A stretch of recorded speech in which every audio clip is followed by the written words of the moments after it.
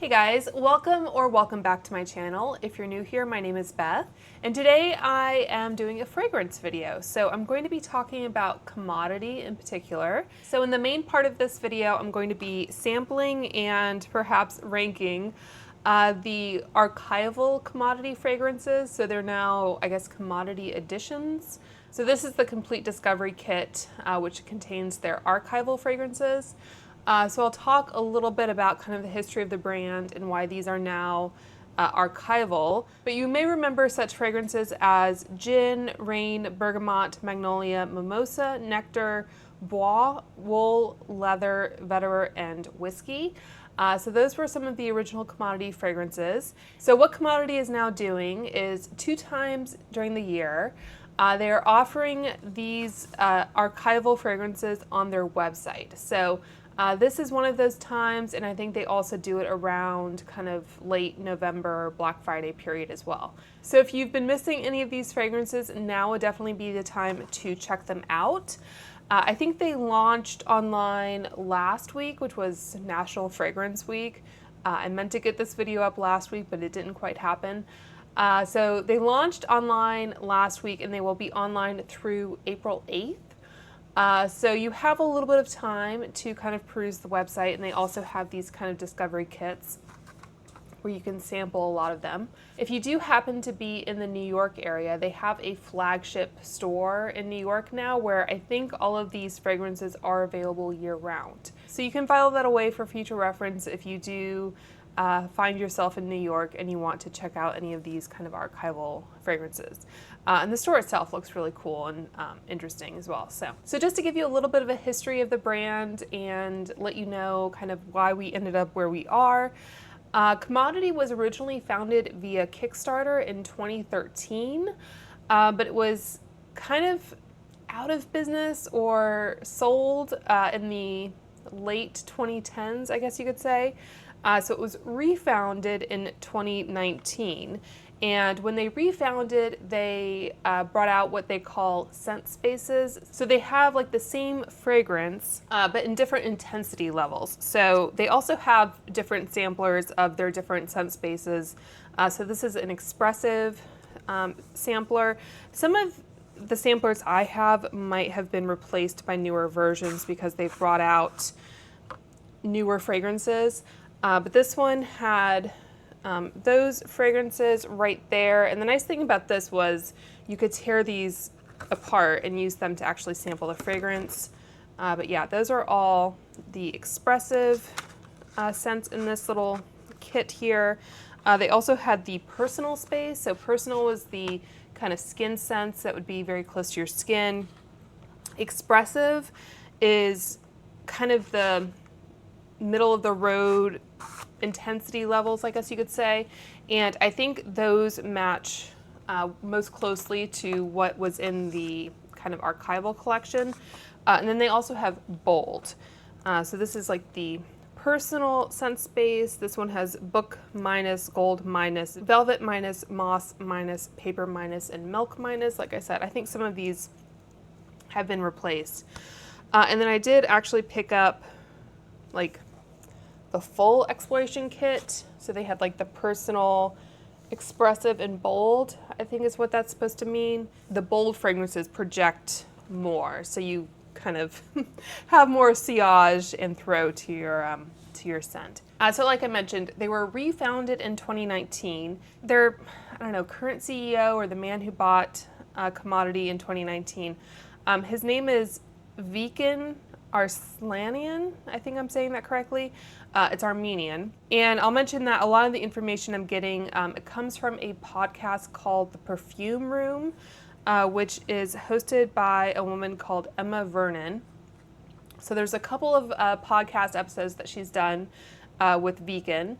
And in addition to that, they also have a YouTube channel where they have kind of a documentary series of videos on their channel about what it was like to kind of recreate this brand or reinvent it in 2019. So I'll link their channel and I'll include a link to the podcast down below so you can check that out. And Viken, by the way, I think his background is he has a bit of, I guess, perfume legacy.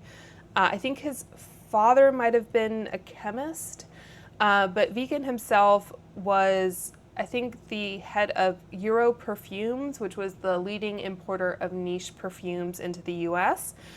So they distributed fragrances like Juliet Has a Gun. They also, I think, run Twisted Lily. So he wasn't coming totally out of left field there.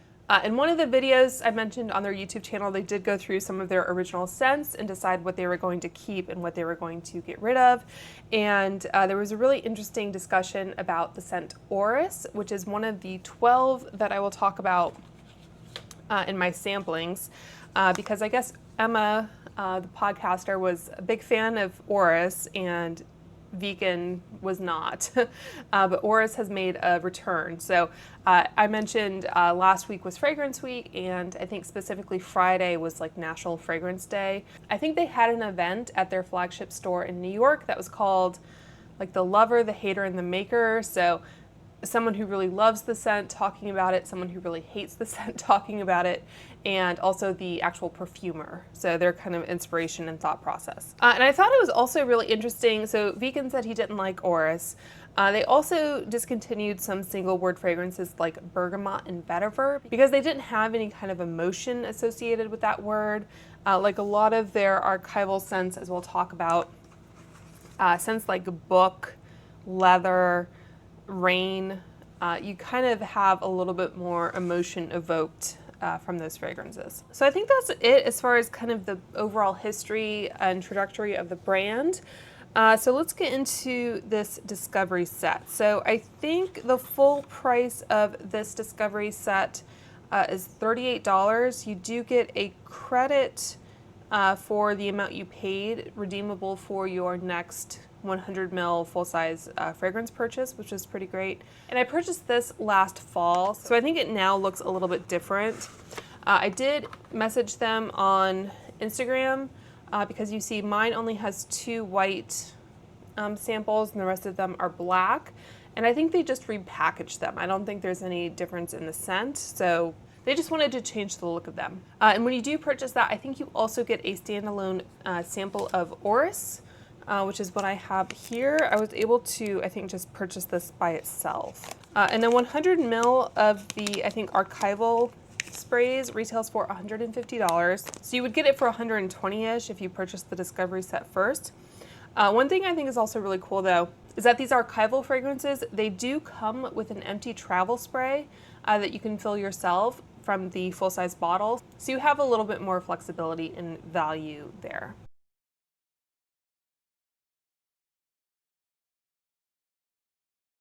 But yeah, this is what the little sample of Orris looks like. So unfortunately, this kit doesn't come with any of the sampling cards, but I did take some of my own and just write what they are here. So I guess I'll take notes as I go to kind of keep track of what I'm thinking. And the little insert does have all the descriptions and notes. So I guess I'll just go ahead in order here.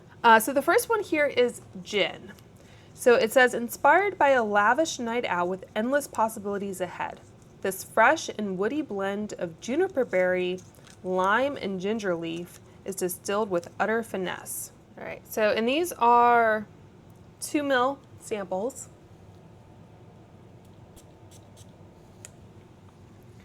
So I'll just let that kind of sit for a minute. So just looking at their website, it says fresh, woody, aromatic, and I can definitely smell it.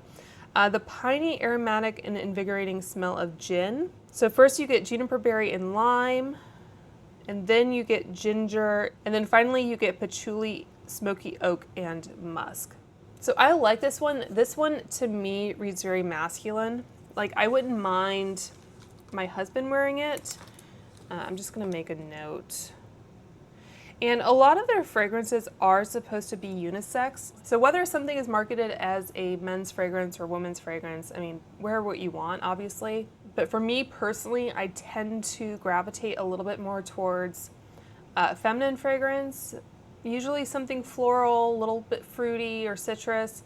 I thought it was really interesting, going back to the podcast, Viken said that colognes, it's not like a men's designation, it's actually designating it as being like a citrus fragrance, which I thought was really interesting.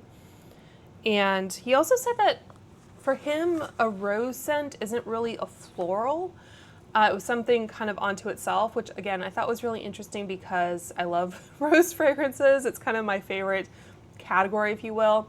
But I don't really like a white floral. Like, I'm very reticent when it comes to like a magnolia, jasmine, gardenia. Going into that territory can give me a headache sometimes. So I like the way the flowers smell, but sometimes in a fragrance, it's a little bit headache inducing. So this one, yeah, it smells like a men's fragrance. Definitely on the strong side. I might ask my husband if he likes that one. Okay, so let's move on to Rain. So for Rain, they say like a cleansing walk in the rain, this refreshing and aquatic scent combines clean water musk with a delicate floral symphony of lotus blossom, lemon verbena, and jasmine. I don't hate a jasmine fragrance, it's just not really my top pick. This one is nice. That aquatic note comes through. It's not like so like kick you in the head kind of floral. A little bit soapy. So when they were talking about like the lover, the hater, and the maker, they were saying how to market a fragrance, because I guess Viken had created a fragrance 20 odd years ago and had tried to launch it on QVC, and he ended up losing like millions on it because I guess at the time he wasn't really sure how to market a fragrance. Like, describing something as being floral or whatever doesn't really do much. So having people that either love it or hate it are able to kind of, I guess, contextualize it and describe it in a way where someone who is not able to smell it in person can kind of understand it. So this one is leaning a little bit more into the floral territory than like the fresh territory for me. So I guess it would be Rain in specifically a flower garden, not just general rain. So I like it. It's not like something I'm going to be obsessed with, I don't think. And they say the first notes here are bergamot, lemon verbena, then you get jasmine and lotus, and then finally you get the musk and the sheer woods. I'm not always the biggest fan of woody fragrances either. Okay, so next up we have bergamot, which is one of the ones I alluded to earlier. And I do like a citrus, especially in the summer. So this one, it says, this energizing blend of citrus is fresh yet sophisticated. Sparkling clementine and green violet leaf support the citrus bergamot signature, while amorous oil imparts a creamy final effect. This one, I like it. I could see myself wearing this. It's a little bit more on the astringent side, so I'd probably wear this one like in the height of summer, where I want something that's going to really kind of combat the swamp-like nature of the DC metro area. So the first notes on this one are bergamot and clementine, so both citrus. You do get some jasmine in this, and then finally vetiver oil, musk, and violet leaves. It could lean a little bit into the citronella candle territory if you are turned off by that. I think now that it's had a chance, like, I do get a little bit more of the floral coming through. So I think it does settle down. It might still be a little intense. You might want to have a light hand with this. The Rain so far, I think, is the one that it kind of, like you would expect, comes off as a little clean. Like, I can see myself spraying that after you get out of the shower, before bed, where you just want to feel clean. It has a little bit of that kind of soapiness quality to it. Okay, so next up we have Magnolia. Like I said, I'm not a huge fan of the really intense white florals. I love the way Magnolia looks, but it's not my top favorite when it comes to fragrance. So it says, this green floral fragrance is the start of a great love story. A carefree duet of crisp greens and soft florals, notably Magnolia and Water Lily. They're anchored by an alluring musk base. This one is interesting. It doesn't give me that kind of really strong white floral that sometimes I get. So the first notes are water lily and dewy greens, then you get magnolia and violet, and then finally oak moss and musk. And this one with the water lily, they say has that slight aquatic aroma. Maybe that one is why I don't hate it. So yeah, this one, Rain, I would say is like what you would spray on before getting into bed because it has a little bit of that creaminess. Like you want to still feel kind of cozy. I'd say this is more of your light daytime spring fragrance where you just want to kind of feel fresh. So I actually kind of like that one. So that's the great thing about having these discovery sets is that you have an opportunity to try a lot of things that you might not otherwise try. Okay, so the next one is Mimosa. And did you know Mimosa is actually a flower? I have, is it Mimosa and Cardamom from Jo Malone, which I really do like. And I had always kind of assumed that it was like mimosa the drink, but apparently mimosa is also a flower. I think the name of the flower gave rise to the drink. But this one I think is inspired by the actual cocktail. And this one is one of the white vials for what it's worth. So it says, the best addition to Sunday brunch, this bright and luminous fragrance will uplift your senses. The fruity floral scent sparkles with bubbly champagne, blood orange, mandarin, and sheer jasmine. We can't get rid of the jasmine, can we? This one, it comes off a little juvenile. I think maybe it's the fruitiness of it because I think it doesn't lean as much into the citrus. It leans a little bit more kind of fruit cocktail and with the jasmine. So the first notes here are lemon, blood orange, and mandarin. Then we have orange blossom and jasmine, and then finally musk. Yeah, so this one, it's like, I think I would enjoy it maybe as like a hand soap or like a cleaning spray. I don't think it's something I'd necessarily want to wear. So there's that. Next up we have Nectar, which is the other white fragrance. But like I said, they have repackaged some of these. So some of the fragrances I have that are black may actually be white when you see them, just to, I guess, to kind of denote the type of fragrance they are. This one I like better. I think I'm getting the honeysuckle. Like if you were choosing between Mimosa and Nectar, I definitely prefer Nectar. It says, inspired by bright citrus fruits and freshly picked neroli blossoms, this luminous and vibrant fragrance blends juicy fruits of pomelo and tangerine with bitter neroli and floral honeysuckle. Yeah, this reminds me of something, but I can't quite place it. This to me is kind of like a summer floral. First you get juicy pomelo and Italian tangerine.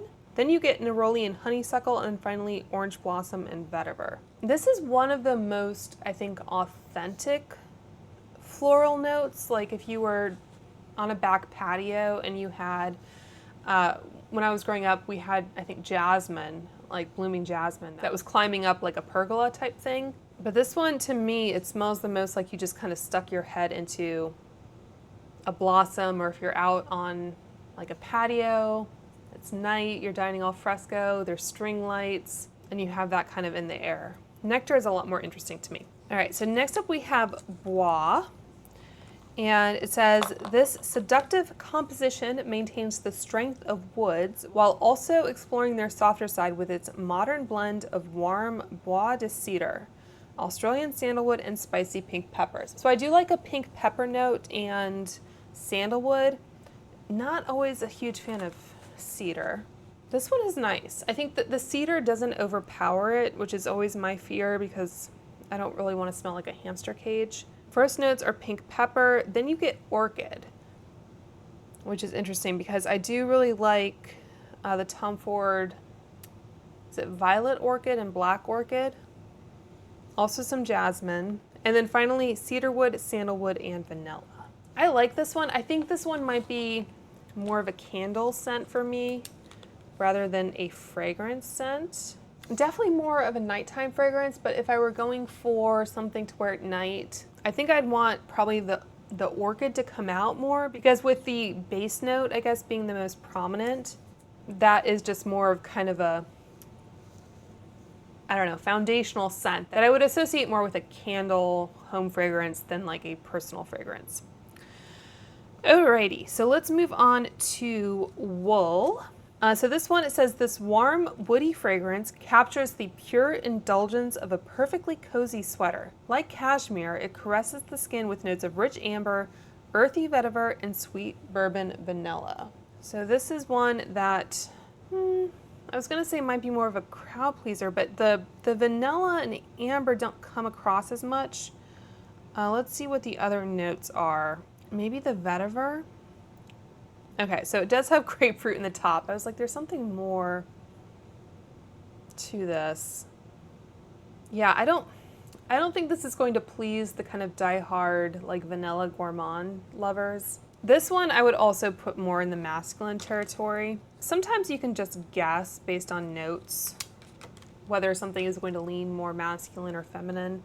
The top notes are grapefruit, then you get cedarwood again, and lavender. Yeah, lavender you get in a lot of men's colognes. And then finally amber, musk, and bourbon vanilla. So comparing it to gin, I'd say gin is a little bit fresher like you would expect. Wool is a little bit more wintry, warmer.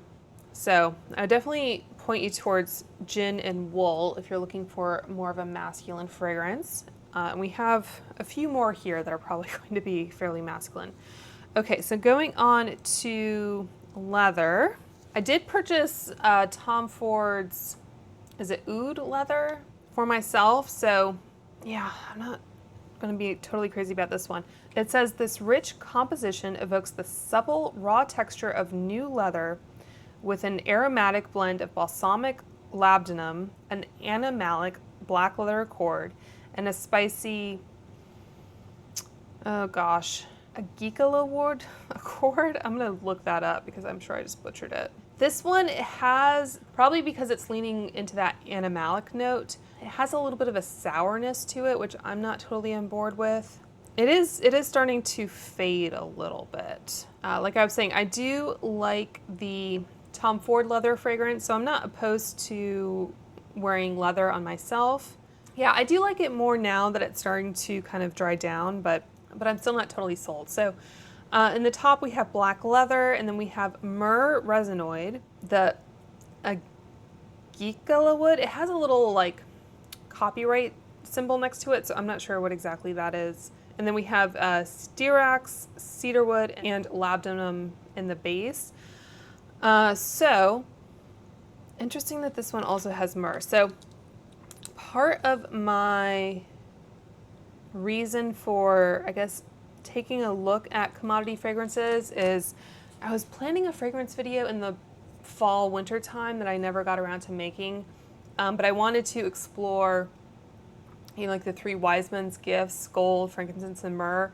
So I wanted to explore myrrh and frankincense notes, and you don't get gold as a fragrance note. I mean, gold itself doesn't really smell like much, but gold is one of the, I think, best-selling fragrances from Commodity in their current line. Yeah, so that led me to take another look at Commodity and some other companies, including, I picked up a whole bunch of samples from, I think it's Demeter. So they have a fragrance called Gold as well, and they also have, these are more kind of single note focused.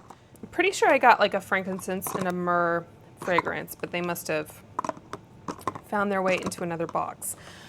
So anyway, if you are interested in a video kind of around that topic, make sure to subscribe, and hopefully I will get to it this year. Yeah, the sourness has kind of subsided, but still not really my favorite.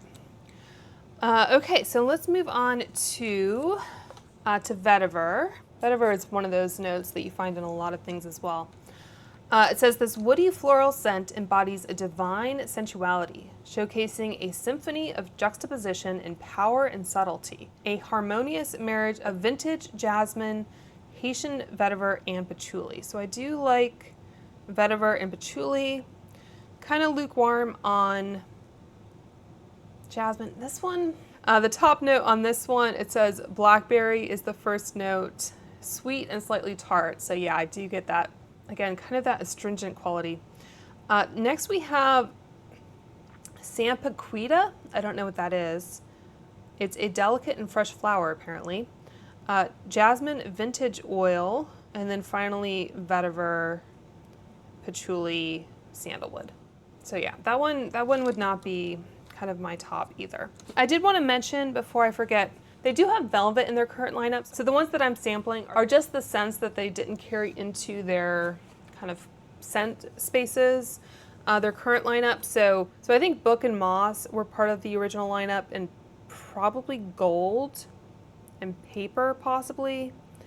I believe Milk and Juice were both post 2019 editions. And Milk apparently has done very well for them. That accounts for like 60% of their sales, which is kind of crazy. I don't know which Milk, if it's the Expressive or Personal or Bold. So yeah, let me know if you'd like to see me do the full lineup. But I just wanted to mention the Velvet fragrance because I believe this is a rose fragrance, and maybe I'll just do that one as kind of a bonus because I said how much I like rose scents, and we're not getting any in this current lineup. All right, so next up we have, it's whiskey. So they have W and then 5 asterisks and a Y. I'm not sure why they felt the need to do that. It's not like whiskey is a bad word. If it were P and a couple asterisks and a Y, I could understand. But anyway, it says, previously called whiskey, this warm, spicy scent is inspired by American bourbon casks and rare Irish whiskeys. The timeless blend is filled with layers of mahogany, oak, and vanilla. Yeah, so this one definitely getting more of that booziness to it, which can lean a little sour, kind of like the whiskey that was left out all night or spilled on the floor. This one, it does have, it looks like some violet. Yeah. So the top note is violet, then you get patchouli and lavender, and then finally vanilla, oak, and mahogany. Let me take another look at wool. Yeah, so wool, it says, has bourbon vanilla. So you are getting still a little bit of that kind of warmth. This one does have a citrus note, also lavender, cedarwood. I prefer wool over whiskey personally. I think it's leaning a little bit more like into the amber.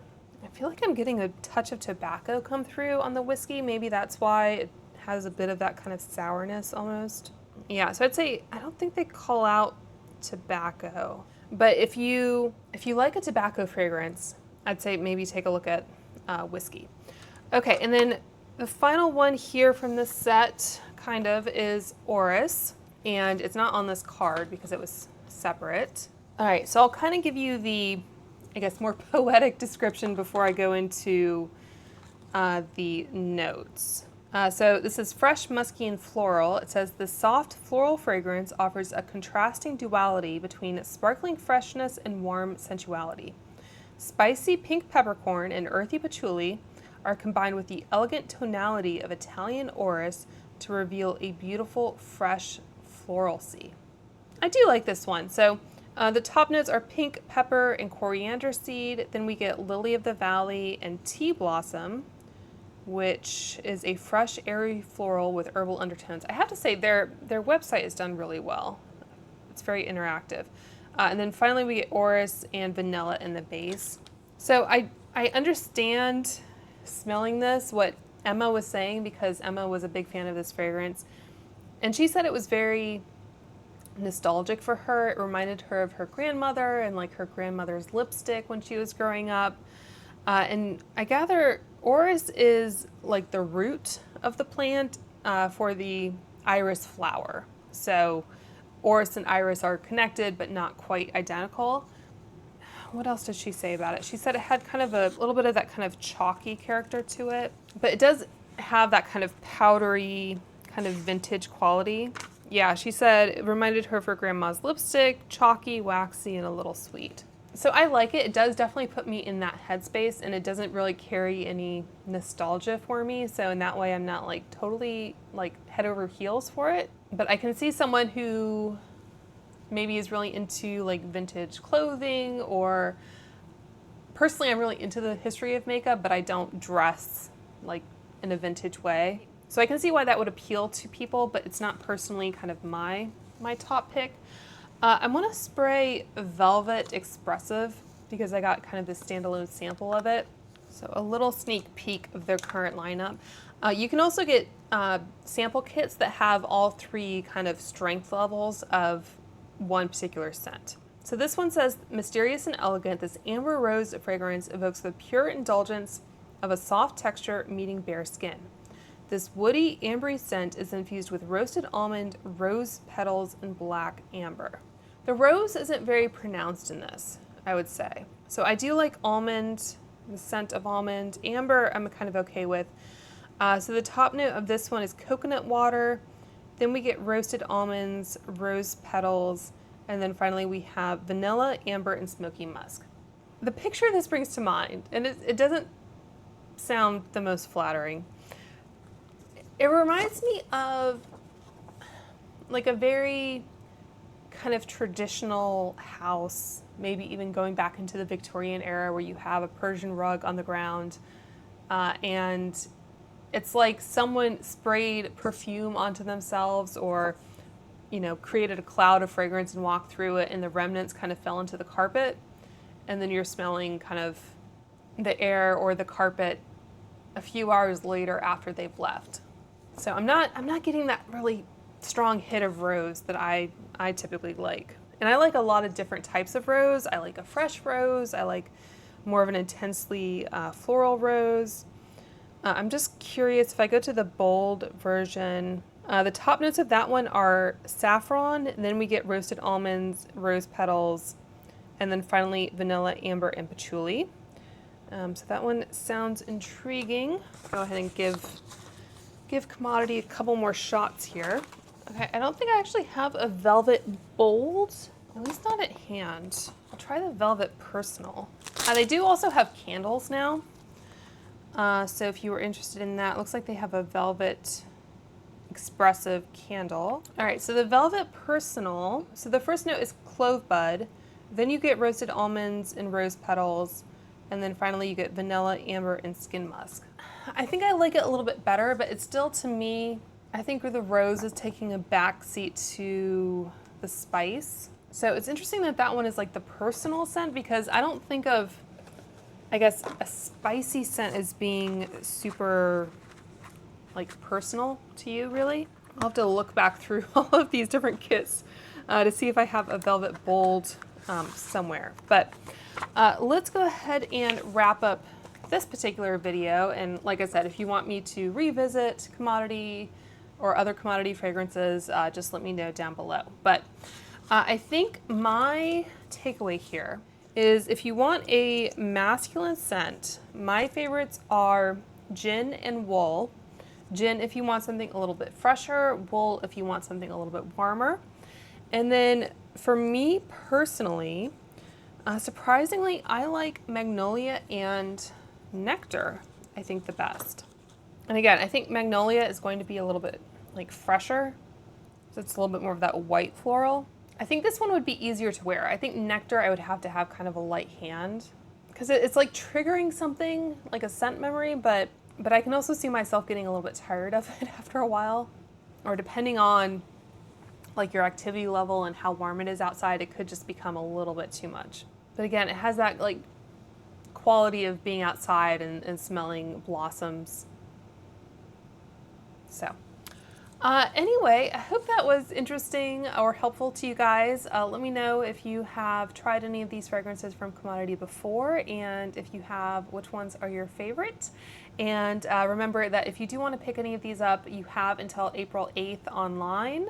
After that, you will have to wait until either next fall or head up to New York to check out their store in person. So I'll have everything linked for you down below. Those will be affiliate links, so if you choose to use them, thank you in advance. And until next time, I hope you guys are all doing well and staying safe, and I'll talk to you soon. Bye.